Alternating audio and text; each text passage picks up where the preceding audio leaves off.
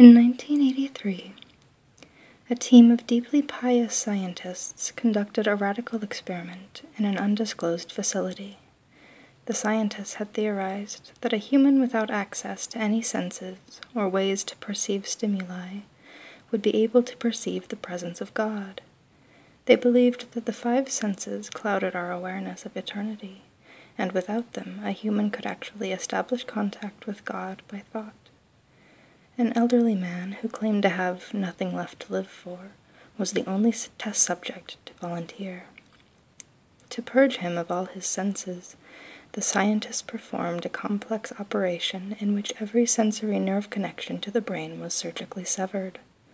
Although the test subject retained full muscular function, he could not see, hear, taste, smell, or feel. With no possible way to communicate with or even sense the outside world, he was alone with his thoughts. Scientists monitored him as he spoke aloud about his state of mind, in jumbled, slurred sentences that he couldn't even hear. After 4 days, the man claimed to be hearing hushed, unintelligible voices in his head. Assuming it was an onset of psychosis, the scientists paid little attention to the man's concerns. 2 days later, the man cried that he could hear his dead wife speaking with him, and even more, he could communicate back. The scientists were intrigued, but were not convinced until the subject started naming dead relatives of the scientists. He repeated personal information to the scientists that only their dead spouses and parents would have known. At this point, a sizable portion of the scientists left the study. After a week of conversing with the deceased through his thoughts, the subject became distressed, saying the voices were overwhelming. In every waking moment, his consciousness was bombarded by hundreds of voices that refused to leave him alone.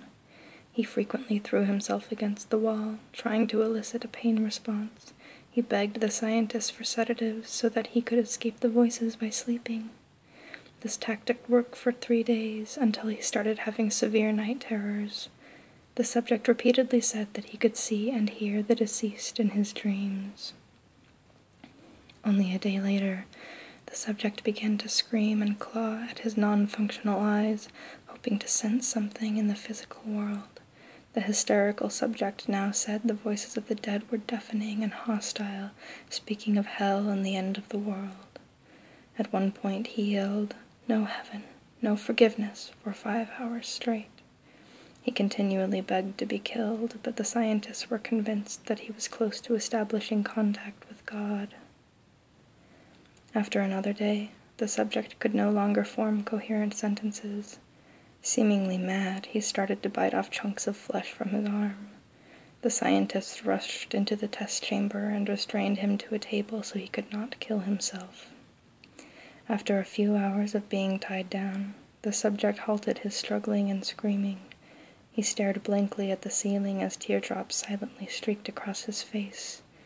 For 2 weeks, the subject had to be manually rehydrated due to the constant crying.